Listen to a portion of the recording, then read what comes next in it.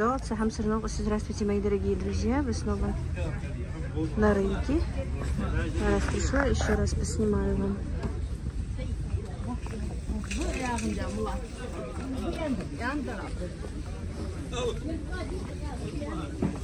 Хороший.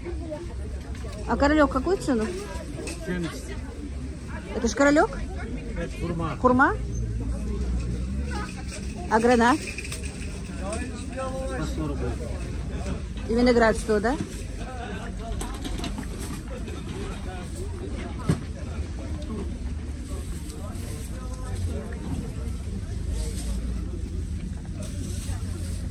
А Ива в какую цену?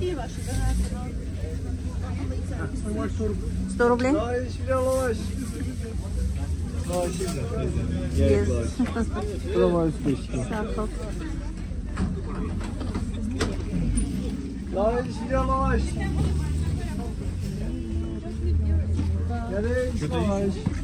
Нет.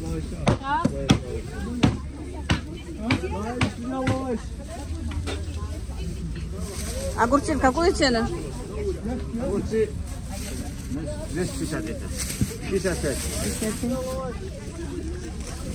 Огурцы 65. Сладости.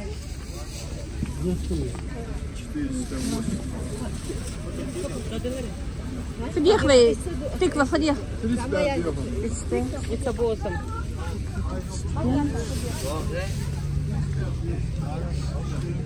Hocam lavaş yetişiyor. Doğru olmaz he.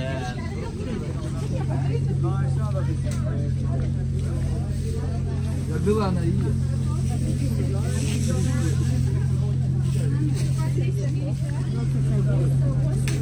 Где хапутля? Так, сегодня пятница, поэтому людей много. Авокадо, где вы? По 100 рублей. Она крупная. Есть поменьше, они более. А грибы? 70 рублей. Грибы 600 рублей.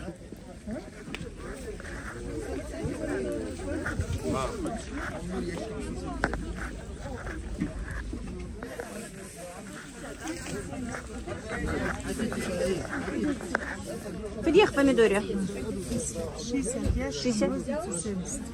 А, розница 70, да?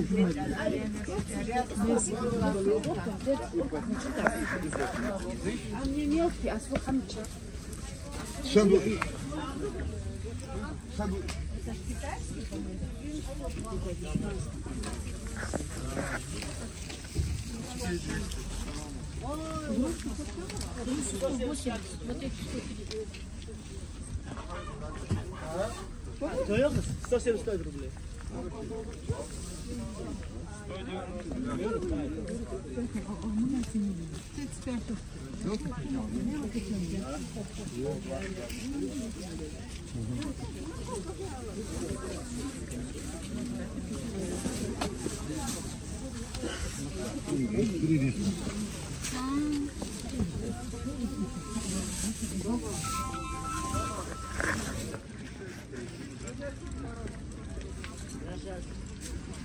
ايدي خلاص صملي وجهها فديخ عجادق بس бомбишь. То же самое. Хорошо. Merhaba. Hayır, esbijmer sözünü повидло.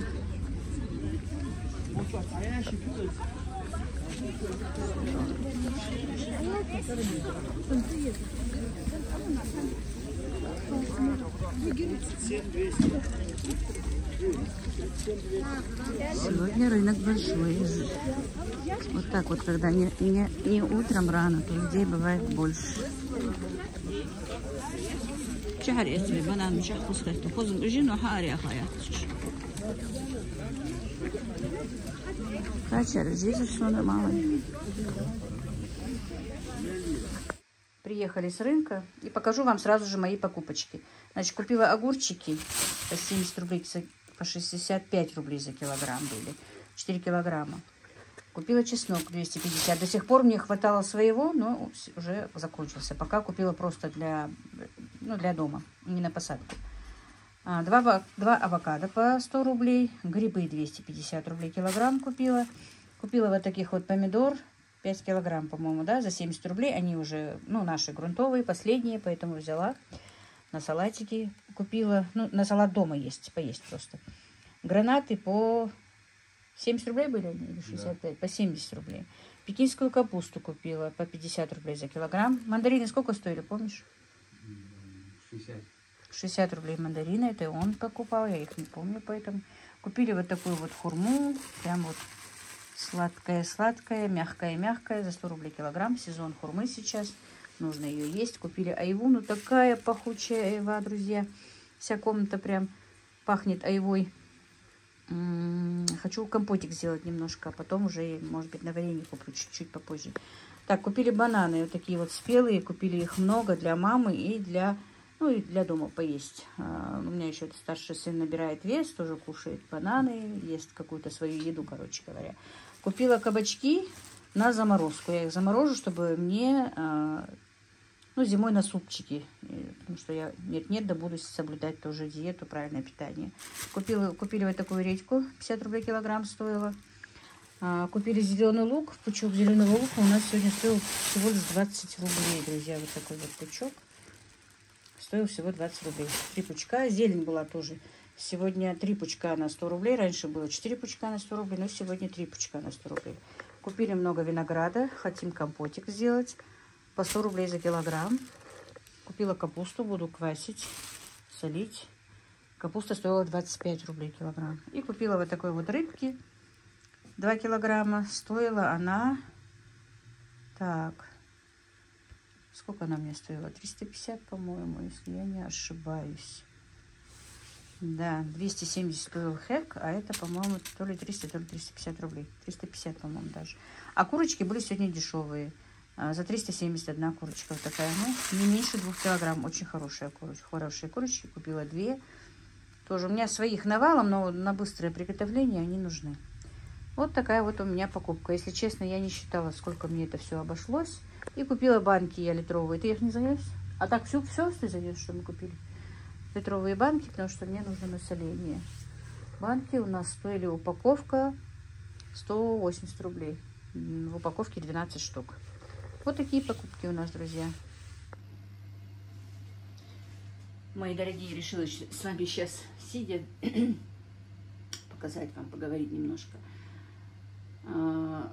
После рынка я быстро все это пережарила. Давно стоят кабачки, надо сделать кабачковую икру. Но нас пригласила Мадина к себе на чай, меня и Тандилу. Мы были там, ну, со старшим моим сыном тоже. И вот теперь я приехала, поиграла с детьми, наигралась, мы посидели, отдохнули, пообщались.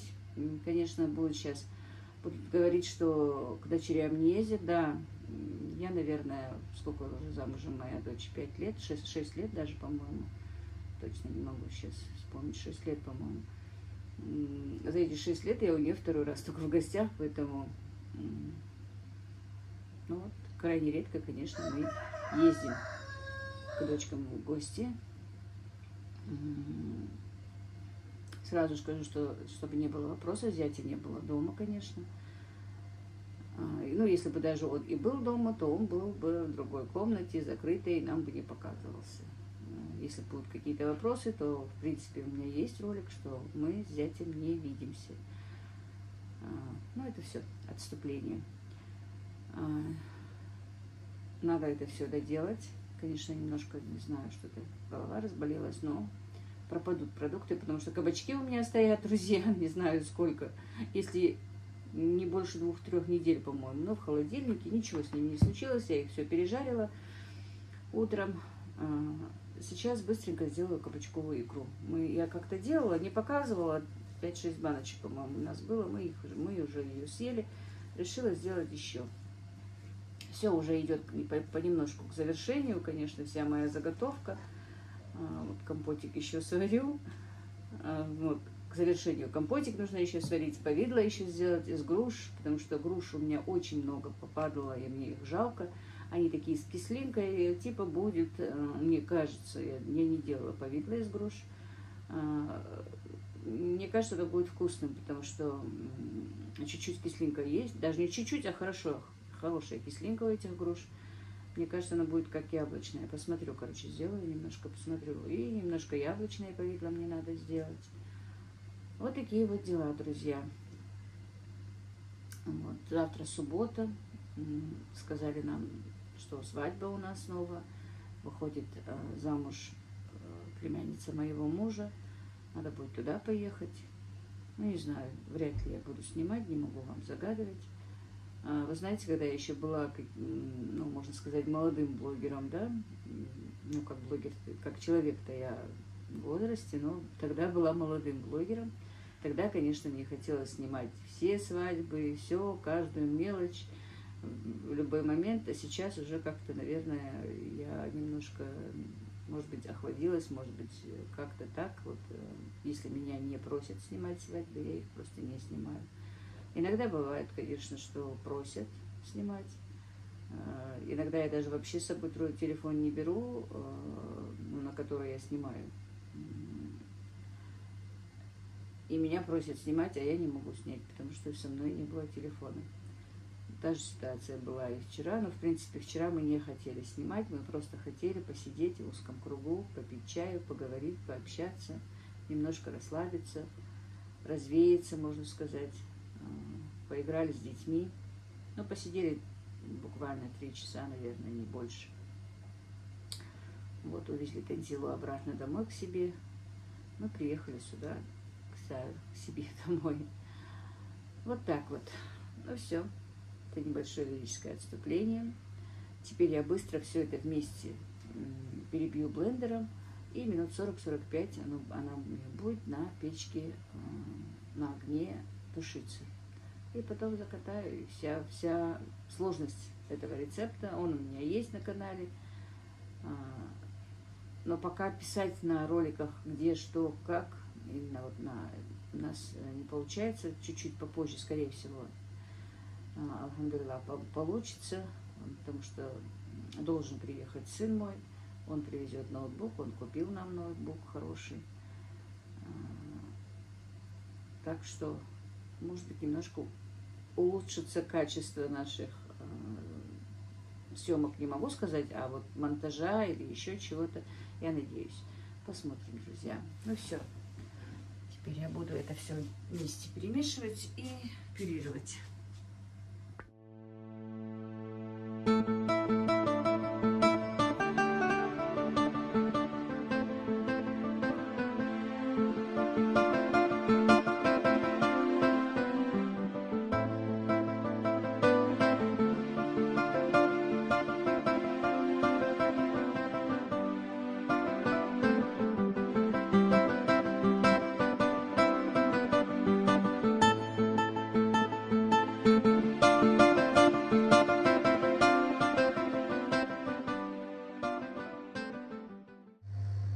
Ну вот, все, теперь я пропюрировала все это. Теперь соединим и поставим варить.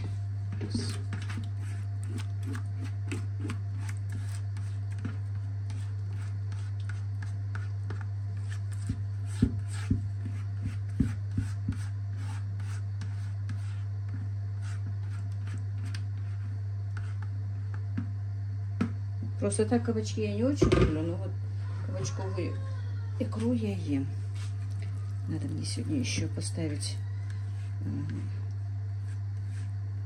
на заморозку кабачки, которые я купила. Но мне надо вот немножко садиться на диету, потому что в весе прибавила снова. На кабачку, ну, супы мне нужно будет варить вместо картошки с кабачком. Что-то у меня блендер перестал работать. Не до конца, наверное, немножко я лук тут перебила. Просто выключился и все, может, перегрелся. Не знаю. Так, ну это сейчас тщательно перемешаем. Так, вот добавила я соль, добавила я черный перец и вот 7 зубчиков еще чеснока. Ну, в описании оставлю. Друзья, просто у меня ролик открывает Ибрагим, и поэтому я забываю про то, что про описание. Или он забывает. Я ему пересылаю, его же не бывает дома. И я ему пересылаю сообщение. Он откроет, а на занятиях забывает, что в описании нужно оставить рецепт. Так, теперь нужно сюда добавить 1, 2, 3, 4, 5.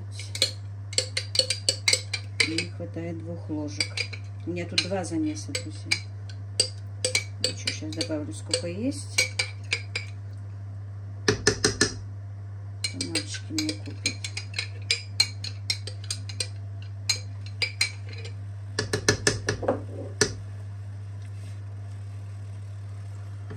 Так, на один замес нужно 4 столовые ложки. У меня тут 2 на 2 порции.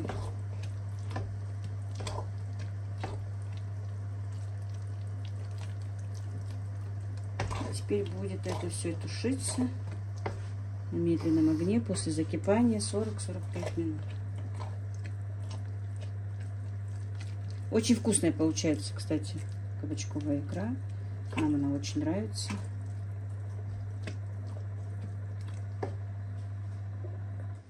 Ну вот, икра у меня варится уже. Съездил у меня сын в магазин, купил томатную пасту. Представляете, насколько она подорожала? Она стоила раньше, я точно не помню, но в 2 раза дешевле однозначно. Так, добавим еще 2 ложки.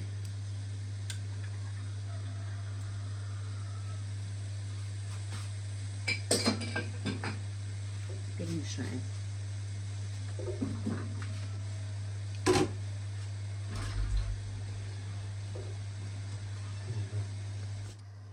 Так, ну вот, перемешала, теперь более цвет насыщенный получился. И перебила еще раз. Дело в том, что, оказывается, перегрелся почему-то мой блендер. Я просто на интерес включила его, он заработал. Немножко тут у меня было лука, что вот чуть-чуть оставалось не перебитым. Я переживала. Все, теперь тщательно все перекрутила, перебила блендером. И уже такая вот хорошая консистенция получилась. Цвет такой, как видите, приятный. Похожий на икру кабачковую. И запах, и в принципе, ну я еще не ела. Вкус, наверное, тоже. Вот так, теперь ждем, пока все это проварится. 40 минут, 40-45 минут. Ну, уже мне 15-20 минут варится она. Так, переставила я сюда, уже у меня она сварилась, уже готова. И я забыла вам сказать, помешивайте часто. У меня, правда, в этой кастрюле ничего никогда не подгорает. Но все равно помешивать надо. Часто-часто помешивать, чтобы и равномерно она у нас и отварилась. Ну все, теперь разольем в банки простерилизованные. И она готова.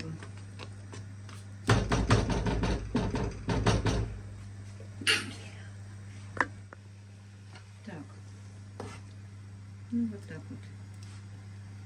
Получилась прекрасная икра, как я сказала. И надо стараться, чтобы не было воздуха. По рецепту ничего сюда добавлять не нужно. Я имею в виду салициловку или уксус. В этом рецепте нету, я не добавляю, не знаю. Этот рецепт тоже у меня очень давно, еще тоже без интернетовских, с каких-то журналов, не знаю. Пользуюсь им уже лет 17, наверное, если не больше. И прекрасно стоит икра. Просто нужно банки простерилизовать и в холодное место. Не в холодильнике, я даже в холодильнике не храню его. Хоть и нет здесь никаких консервантов.